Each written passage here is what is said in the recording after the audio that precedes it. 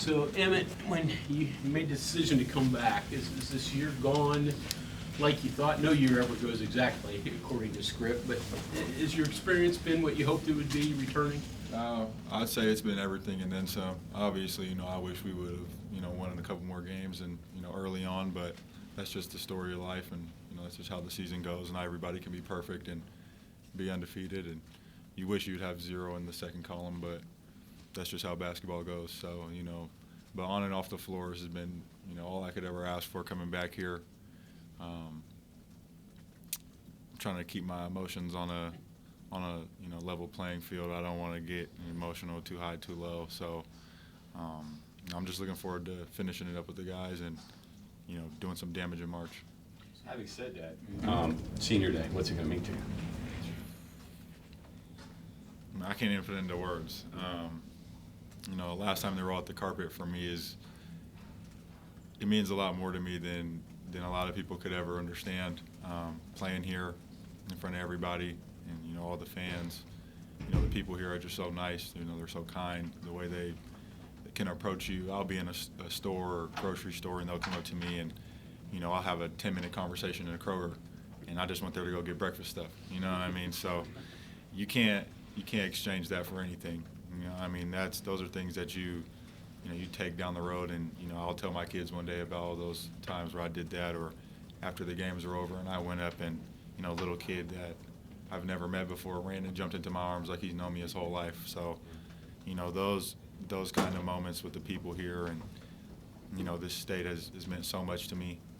This is really a second home to me, and hopefully later down the line I can go get a property on Sheet Lake and be right out on that water in the summer, and I'll see the guys on the team going by in a boat, and just how I did when I was younger, just how I did now. So Call me when you do. You might be right there with me. So but senior night's going to be fun. I'm excited. Emmitt, do you have family coming up? Yeah, my mom's here, my dad's here, my sister's always been here. Yeah, My right. brother's here. I got a couple of family members from New Jersey on my dad's side of the family that'll be out here. So it'll be a lot of people. Only I think 4 are going to walk out with me, 4 or 5, but I'm going to have some family in the crowd. Did you go through senior day last year? Yeah. Did you? Yeah. Comparing emotions with that, still, I'm sure it was emotional there, but is it going to be different?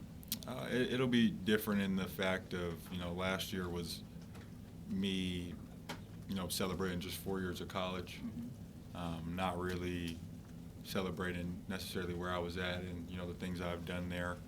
I'm so thankful for the opportunity to go back and play at the University of Washington. So thank you to Coach Hopkins and the rest of the staff for that. But I just think, senior night here it's going to mean a lot more to me just because, like I said, this is a second home to me. I've been here since I was 18.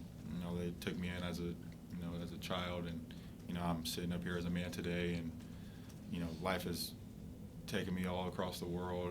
Basketball has been able to take me to Spain. I've been to Cancun with the team. Just the relationships I built with my teammates here and the staff it's irreplaceable. So, I'm thankful for all of it. Emmitt, flashback to the fall. You said that's why you came back, because you wanted to hear your name on senior night in the Coliseum. Has it kind of set in yet that this is the end of the journey, like tomorrow's the last time you're going to go step on that floor? I've been trying not to think about it. Me and Keedron have been talking about it a lot. Keedy, sorry, he gets mad when I call him Keedron. We've been talking about it probably for the last week, where we sit there and, we'll be in the Xbox party about to start a rec game in 2K, and we'll be like, man, our last game is next Saturday. So, I'm trying to keep the emotions low, and, we still have business to handle. This is obviously a huge game for us. So, when they do call my name out and I have to walk out there, I might tear up a little bit, I might cry, but at the end of the day, we still got a game to play, and we know how important this game is to us, and what we're trying to do in March. So, I have to keep a business approach with this game, and I'm going to try my best to do that. A little bit about the journey from that kid to the man that you are now, and what were the most important lessons you probably learned, and maybe any regrets you might have had through the time.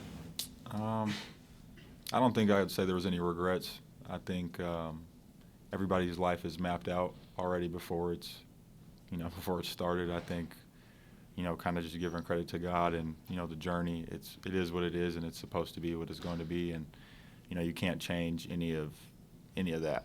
And so, just the journey's been crazy. It's been up and down. Like I said, I've been all over the place. You get mental fatigue, physical fatigue, no matter what. It's, you have to persevere through that and find a way to, wake up the next day and just deal with it. I think the main thing that I learned to do over my time is, take life one day at a time and don't take anything for granted. The seasons are long, but they do go by very, very fast. And, I'm pretty sure other basketball players can attest to that, or any other college athlete.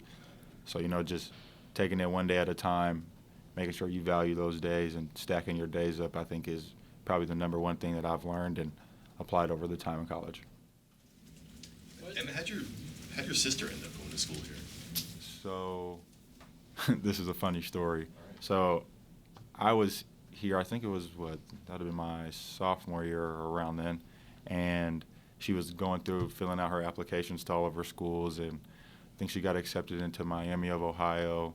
She was supposed to go to the University of Washington, or that's where I wanted her to go personally, because I thought that's just right up the street from home, and that'd be more comfortable for her. And so she applied to the University of Washington, but she sent her application in, I think, a day late. So obviously at Washington, they're not allowing you to go to school if you send your application in late. So she did her application here, and she was like, we could make it just like high school. Remember, we used to go to class together all the time, da-da-da-da-da. I'm like, oh, no, I'm not sure how I feel about this. But, she ended up making that decision on her own to come out here, and I let her make that decision, and I tried not to step in and say, you should go here or here, do what you want to do the same way I made my decision to go to college. And, she loves it here. She despises going home. She would love to just be here year-round. So she's kind of just like me, I guess. Was it difficult to leave, knowing she was here, looking forward to being with you, and then all of a sudden you've got to do what you got to do? I didn't stop you, but did it weigh into your decision at all? Yeah, definitely. I mean, she used to call me. Well, before I left the first time, just me hanging out with her and stuff, she would be like, I wish you weren't leaving. And, this is before I had put my name in the transfer portal. Obviously, I talked to her about it and stuff, and we had those conversations. And she was always just like, I wish you would stay. Like, please stay, da-da-da. And then, fast forward to when I'm at Washington, she called me a couple of times. She'd be, upset that I wasn't here. And, maybe not that her watching me play was the reason, but just me being around and hanging out. That's my best friend. I said this yesterday. My dad always told me, to, no matter what happens, take care of my sister, just because you never know what can happen with my two parents, just, with age and everything. So, my main thing and my main priority in life is, taking care of my family. And my little sister's like my best friend. So, I'll do anything and everything to make sure she's okay. How did this team get turned around? Obviously, the losing streak in the early portion of the conference season, problems then, you were close. But how did things get turned around? I think we lost a couple games off of, 1 to 2 plays.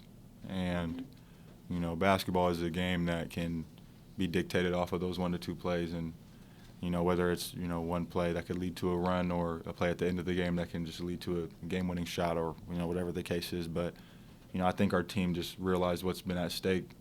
And, for us, we have a lot of seniors and a lot of guys that don't want to miss March Madness. I was fortunate enough to play in it, obviously. We only made it to the round of 32, and I would love to get to a Final Four. And, all of these guys on the team, they want to know what it feels like to play in March. And, I think once we've all sat there, we had team meetings, and we've talked about what we want to do as a team. It's kind of been night and day, in practice. Practice has been way more intense. It's been way more competitive. So, that's obviously going to translate right over to the game. And, when we get into the game, we get into the timeouts, those little huddles that we have on a free throw, we'll say we're going to win this game, no matter what. Everybody has to do something to win, whether it's the last guy on the bench cheering as hard as he can, or, Eric scoring 30 points a game, whatever it takes for us to win. I think everybody's willing to play their role and play their part in that. I mean, you said you went to one NCAA tournament, but you could have gone to 2. You were on the COVID team the year that you got robbed. National championship. It was a good team. Do you think about that, and then maybe kind of think about, where you are right now and what is still in front of you? I honestly think about that team a lot. Just that team, how, explosive we were on offense. Yeah. And I think our team defensively was just insane. We had Jermaine and 6'8" point guard, and then you had Deuce, and he was able to play off the ball, and that's just like, you can't really guard that. There's nothing you can do because you got me, Oscar, and Derek out there as well. So the lineup was 6'7" and up, and then you got Deuce, who's plays like he's 7 foot. So, you know, you fast forward to now. Without the COVID year, I wouldn't be able to be here. So you look at that, my career would be done in college. But I just know what it's like for everything to be taken away from me. And, you know, when you feel like you have a team that can go do something special, and obviously things happen so fast and the world kind of just paused on its own. So I just know that this is my last time I'll be able to play in the tournament, and I want to get there, and I want to make it as far as I can. So hopefully we can cut down the nets at the end, and I honestly don't care about anything else. I mean, I'm kind of interested in your opinion, having gone through the portal thing twice now. How do I want to put this? There's a, from a fan standpoint, I guess is the best way to put it, there's always a natural energy, excitement whenever new guys start coming into a team and things like that. And, you know, problems get fixed, and this guy's going to take over for, you know, this and that. Is it that easy, though? I mean, having gone through it twice now, are there misconceptions, I guess, with the whole portal, you know? Like with everybody, like the public view? Yeah, as opposed to maybe how it actually ends up. As a player. Yeah. I think the public view of it is, you know, people have that, they have that mindset that, you know, leaving where you're at is weak, I guess would be the word to use. And they say that, you know, if it doesn't work in one place, it's not going to work in the other place, or, you know, this, that, and the third about going into the transfer portal. And the transfer portal was put in place for people that might have situations like me, or a person that just, it didn't work out on the basketball floor and they wanted to go somewhere else. I think the transfer portal is a great thing. I don't see anything wrong with it. I'm not a fan of the waiver situation and how that has to be handled, because, you know, one guy's reason to leave could be because of a coach getting fired, like with Jose's situation, and having the athletic director have to sign on the waiver. And the athletic director has nothing to do with Jose and the basketball program. I mean, obviously, kind of, but not, you know, not really. I think that would probably be like the only thing I would maybe change, just because I feel like that shouldn't be, your future shouldn't be dictated by a person that you don't see anymore or you're not around. I think just the ability for guys to leave and go somewhere new and blossom. There's a lot of guys that transfer places and blossom and turn into, you know, draft picks, and they're able to change their family's life. So the transfer portal is a blessing and it's a curse. You can have teams that load up and stack up players, and that's going to leave some other teams in the dust. But I think that's sort of what this whole NIL and, you know, all that stuff has changed the game. It's a way different game, and it's not pay to win, but it's almost like, you know, who can do what to get the best team. And, you know, I think over the next couple of years you'll see that shift in the sport as, you know, those bottom feeder teams are going to fall off a cliff, and those teams that are up here are going to, you know, continue to excel. I guess kind of along those lines, I mean, but, you know, say a program, you know, on a yearly basis, they're going out and getting, you know, whatever, 4, 5, 6 guys. That doesn't necessarily guarantee success, though, Yeah. right? I mean, there are, I don't know, limits. I don't know if that's the right word or not, but just because you're bringing in a bunch of older guys, it still takes time. Yeah, definitely. I mean, it's basketball at the end of the day. So, I mean, you do have those teams early on. Like in this season, you saw those teams that had guys that were at a school for 4 years, and they all basically went through the process together. And those smaller schools were knocking off the top schools early on this season, just because those schools brought in a bunch of transfers and they weren't adjusted to playing with each other, and everybody kind of has a new role. So I think just it has a little bit to do with, you know, the players and their ability to buy in, how much they hang out, the team bonding. You know, your coaching is going to play a factor. There's a bunch of things that play factor into that, and, you know, you as a team, you just have to buy in, and as a player, you have to be willing to sacrifice, you know, X, Y, and Z for the glory. I mean, to win games. And, you know, I think that's something our team did early, and, you know, that's why we didn't drop any of those games early to those teams that, you know, might have had a team full of juniors and seniors, but we had so much talent here, and we have a great coaching staff. And, you know, I think just our ability to, come together and win games is, especially just over this last month, has been phenomenal. So. Well, Emmitt, go talk about Eric. I mean, obviously you two played together growing up, and then tomorrow you guys are both closing kind of the book at the same time, same place. How much does that mean to you both? Our last high school game was against each other. So our last college game was with each other. So that's something that is hilarious. It's been a journey.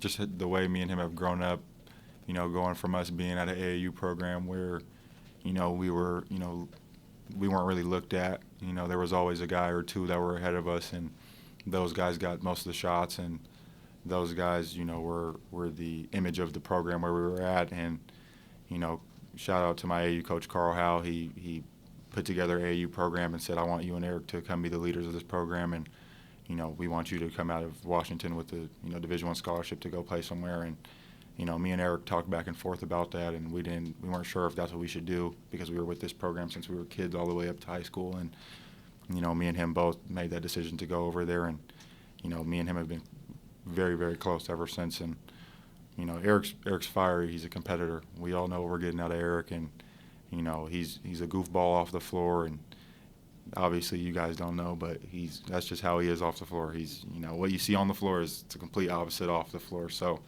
when he gets onto the floor and gets in between those lines, he turns on that competitor side, and it's almost like not a mirror image, it's like a complete flip of the person. And then he gets off the floor, and he's like my best friend. So, I mean, I can't really, describe it.